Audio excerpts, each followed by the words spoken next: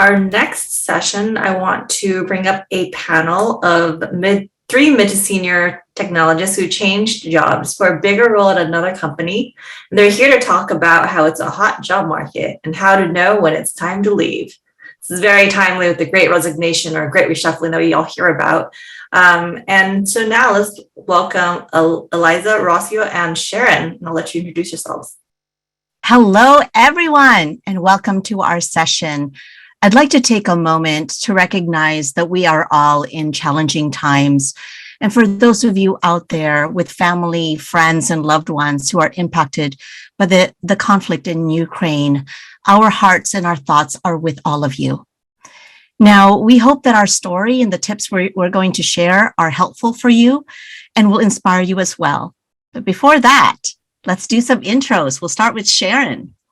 Hey, everybody. My name is Sharon Hunt. I am the head of product at a company called Clovers. We're fairly new. I've had a pretty, I would say, eclectic career journey. So I've done everything from selling cars and bartending to spending the last 10 years in product management and in technology, where I had the good fortune of meeting these two ladies at Intuit for a stint. Rocio, tell us about you. Hi, everyone. My name is Rocio Montes. I am a senior engineering manager at GitHub.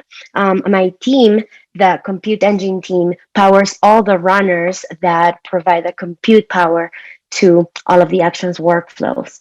Like Sharon said, I have also recently switched jobs from Intuit to GitHub, and it was definitely a challenging decision and an emotional roller coaster to really make that jump.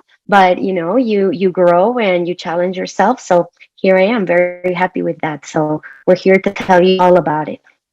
Rocio, what's your fun fact? My fun fact, you always get me on this one, Elisa. I can lay on the beach for 8 hours straight. That's a good one. Hello, everyone. I'm Elisa Carpio, Director, Tech Evangelist at Autodesk. In my role, I get to work with teams and leaders from across the globe to amplify the engineering magic that's happening at Autodesk and, help build our tech story. Now, my fun fact is that, and I think these ladies know, my favorite song to sing in karaoke, if you can get me to sing, is Britney Spears' Hit Me Baby One More Time. So for those of you out there that are Britney fans, I'm definitely with you. So we chose the title, It's a Hot Market, Do You Stay or Do You Leave? Because as Rocio mentioned, each of us were faced with this question and the opportunity last year and the year before during the height of the pandemic. Now, this pandemic accelerated existing trends in remote work, e-commerce, and automation. And many, as you all may have heard, even from Angie, may have heard the term passive recruitment or job search, because for technologists like yourselves, you probably are not having to pour too much energy in searching for that next opportunity. And I'm sure many of you out there, the opportunity is already knocking at your door. Sharon, let's start with you. Yeah, it's such an interesting time right now. In fact, that's why we started Clovers, because it's such a candidate's market. And a lot of companies just don't know how to create a great candidate experience. And that bleeds into creating a great culture, creating a great place where people feel like they can grow. And if you really look at what's going on right now, this whole era of the great resignation, it's really highest among people between 30 and 45 years old, right in that middle career. And there's a lot of theories about this. I don't, know that there's been some really definitive, causal factors there. But there are certainly some indicators. So the fact that it's mid-career definitely is a big indicator. And I think the fact that so much of technology now has opened up to remote work, it really just blew up the landscape of opportunities for people, because you don't have to think about, hey, especially for people with families, where can I travel? What's close by? What's convenient? How can I, grow my career at a place that also lets me live my life? A lot of that is now way more, there's so many more opportunities to do that across the country and even across the world. So, one thing I read in Bloomberg recently actually is that the number one factor for people leaving companies is culture, 12 times more likely than compensation, which is really, really interesting, especially for us ladies out there. So I think there's a lot of I look around and look at my colleagues. I see the career shifts that people are making. And I think there's a lot of women, other folks as well, but especially women who feel like maybe they've reached a little bit of a ceiling at their current roles. And that's baked into the culture to a certain degree. And companies who are, attracting that talent are going to win in the long run. And I really believe that's a big driver for why people are leaving, especially people are leaving. It's that culture. It's that feeling like you want to grow and finding that all of a sudden you've got way more opportunities than you've ever had before because of the nature of remote work. Rocio, what are some things that you're seeing in the job market? Oh man, Sharon, definitely. These are significant shifts. I also read that as many as 25% of workers may need to switch occupations than before the pandemic. Also saw an article from Tech Reactor where the demand of engineers will continue to increase due to these shifts, right? So it's definitely a hot market out there. Things are changing. And I have some friends and past colleagues like you two who are landing new opportunities, sometimes bigger ones, sometimes different ones. As for me, I recently moved to GitHub from Intuit. And this happened after 8 years of being with the Intuit family. And it was definitely a very big decision to make. Some of the things, and I'll walk you through some of the, some of those motivators for me to switch was that in the last role at Intuit, I was working with, reporting to the chief architect with Elisa, focusing a lot on development productivity. We founded the open source office and started to kick off the inner source initiative. And GitHub was at the center of both of those things. So for me, it was more of like a natural, transition because I started to get very passionate about all of the features that GitHub was releasing, getting involved with, GitHub as a maintainer, etc. And when I saw the opportunity at GitHub as an engineering manager, it just made sense for me as the continuation of my career growth, the continuation of the journey I had been as an engineer. So that was for me, right? Alisa and Sharon, what shifts did you make and what elements do you think we need to consider when planning your next move? So you probably all heard that we all kind of came from Intuit. So I also made a shift last year. I actually started at Autodesk late August of last year. And I actually was seeking growth and learning. I had been in the company for a long time, started off as an engineer and did a lot of different roles, including product management, dev manager, and even marketing. And what I ended up doing, and we'll talk a little bit about this, is I did write my job description. And I'll tell you all about that. But my big thing that I'm going to say out there is a principle that I learned from a mutual manager that Rocio and I had, which was the Intuit chief architect, where he always gave people the same advice. When you're looking for that next role, make sure you are running to somewhere or to something versus away from something. And it's a big principle. Hey, Sharon, I want to ask you, what about you? Yeah, that's a great principle. Reflecting back on my own career journey for the last few years, I think when I left Intuit, both of you were there as well. And I was really looking for more ownership. As a product manager, those of you in the audience might commiserate with, we're a little bit of control freaks. We like to be in control of things. And I really wanted to own more strategy, more of the roadmap. And I just realized that at a really large company like Intuit, that was going to be much harder to do in the time period that I was looking to get it done at. So I moved to a company called House Call Pro, really exciting, established startup that was doing field service management work. Spoke to my soul because I come from a family of painters and landscapers and tree climbers and, the whole blue collar scene. So I was building software for people that I love. But really then was quickly promoted into director at that role and got to fully, lead and own the roadmap and realize what it meant to experiment in the product-led space. And I fully felt like I realized what I was looking for in that position. Then I hit another little bit of I would say, not a ceiling, but the company shifted. We went into more operational mode. We had product market fit. It was time to scale. And at that point, we'd been running very lean, and we brought in more product management talent. And the company wanted to bring in a VP that had gone through a period of massive growth before, because there are certain lessons that you learn when you go through that if you haven't been through it before, you can't bring to the table, which was quite fair. And I actually had a one-on-one with Aliza, because at that same time, my current opportunity fell into my lap as the head of product at a new startup. And I said, Aliza, what should I do? How do I even navigate through this?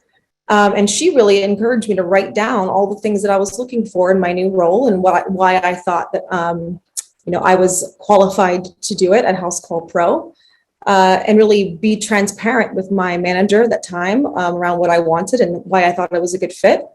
And he heard me, but I think he had already made his choice. But the exercise of doing that, just writing down what I wanted, really codified in my mind what that was.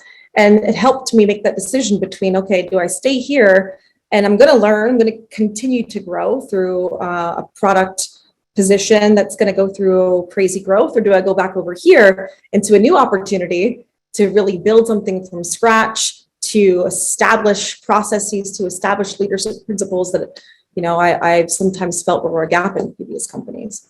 So writing it down really helped. And what it made me realize, and this kind of goes to, I think, what you're saying, Aliza, about, running to versus away from something, is what are your hygiene factors? Are you feeling like you're not appreciated, or you're not paid well enough, or, you're being,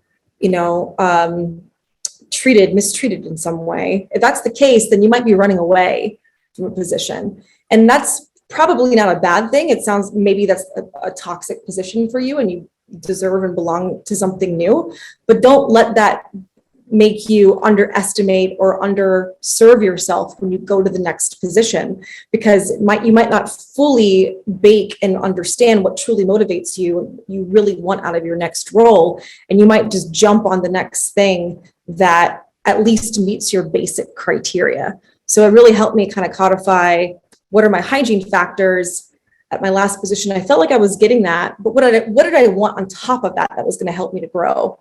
So I would say a principle here is make sure that if you're leaving your current role because your basic needs aren't being met, either monetarily or from a respect position, don't move to your next role just because they meet those baseline criteria. Still understand what on top of that you want, and then still aim for, getting that full package in your next role.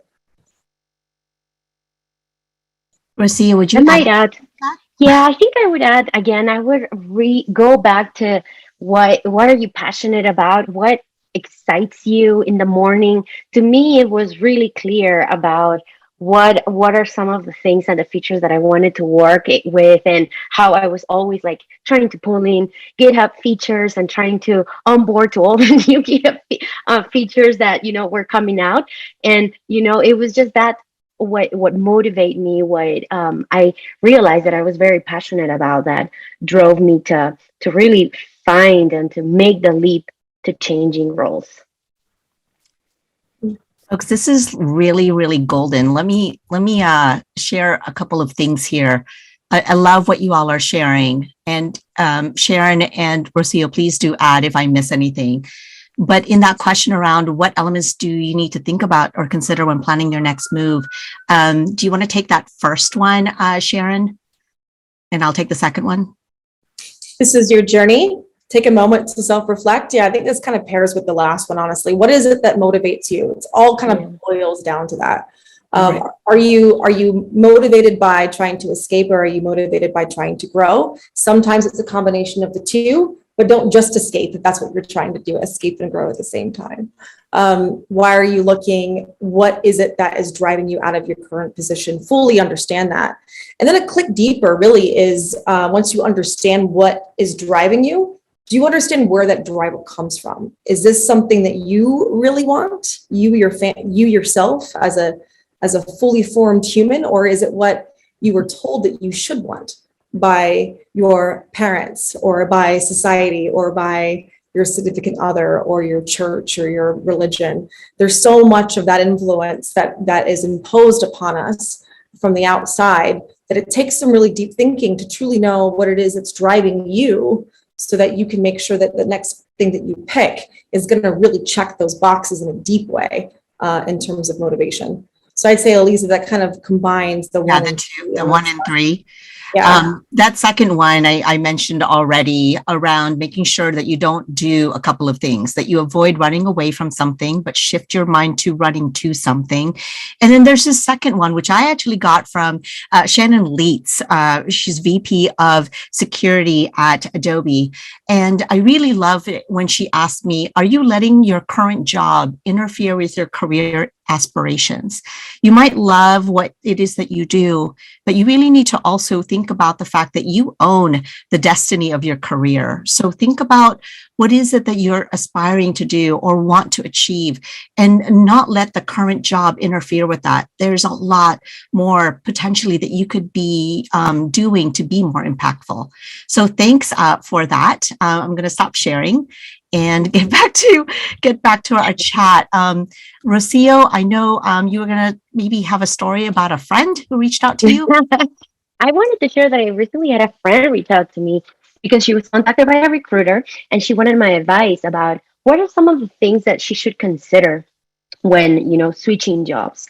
And I'm sure that both of you have advice that you could give us, right? What are some thoughtful techniques in searching for the next role or your next organization? What are those things that we should, take into account? I can start with one, and obviously, we all have a great value, a great worth. So definitely look out for compensation. You want to grow, you want to make sure that all of your skills are getting compensated correctly. Think about when you're asking for your new offer, what are you leaving behind? If you have stocks that you're leaving behind, really try to think about that monetary aspect, because obviously, yes, we need to follow our passion, but we don't live out of love. There are bills to pay and things to buy. So it's really good to sit down, look at numbers, and if you need advice on that, always try and find someone that could give you that advice for those calculations. Sharon, what do you think? Yeah, I think I've got two pieces of advice. One goes back to what we were just talking about around really understanding your motivations. Actually came across a really great article a while back called How to Pick a Career That Fits You. It's by a fantastic writer named Tim Urban. He runs a blog called Wait But Why. I highly recommend it. It's hysterical. But the article is really about deeply understanding what motivates you. And he has this concept called the yearning octopus, where sometimes you can have conflicting needs. Sometimes we want social status, but we also want to give back to humanity. But we also need to support our parents. So sometimes these things are really in conflict with each other. So really diving deep and articulating all those disparate needs. He breaks this down in a really wonderful framework. The blog's called Wait But Why, and the article is called How to Pick a Career That Fits You. By Tim Urban. I really recommend it. It's a bit of a read, but he actually provides a series of exercises to go through. I actually did it myself, and it was one of the things that made me choose to leave my position at Intuit and really helped me understand what it was that drove me, which personally was doing work that was more aligned with helping people that I loved, which is why I picked House Call Pro, which built software for, like I said, for people that I care about. The other tip that I have is if you are thinking about doing something that is a little bit new, definitely go find someone that does that job, and just, if you're able to, shadow them, literally sit with them and see what their job is like. That might be a little tricky, but in lieu of that, at least have a deep conversation. Actually tell them to walk you through what their day was like. Tell me what you did yesterday. Ask them what their favorite parts about their job is and what their least favorite parts are. And really, do that a few times with folks that are in that position to get a deeper understanding of what the role is, because your assumptions about the role might not actually be the reality. And so really getting that ethnographic connection with the person who's doing the role might really help you understand whether or not it's going to meet those motivations that we just chatted about. So My- Elisa. Yeah. My- Okay, sorry, we're at time. I know we're running out Oh, of Willow. time because we have one more minute, but let me just squeeze this in. I do recommend that everyone write your own job description. What is it that you want to see in your own reality and what you want to become? And I will tell you right now that I have my role because I wrote my job description and I presented it to a couple of VPs in Autodesk. I also did the same exact thing in my last role at Intuit. And it will actually help you also find your ideal, not only your target state, but your ideal job out there, whether you're looking at LinkedIn or just looking around and talking to people. And so we hope that these tips are great. We'd love for you all to connect with us. We're out of time, but please do connect with us and let us know how we can help you. Thank you for sharing your job search experience and strategies. We'll definitely be connecting on LinkedIn and following up.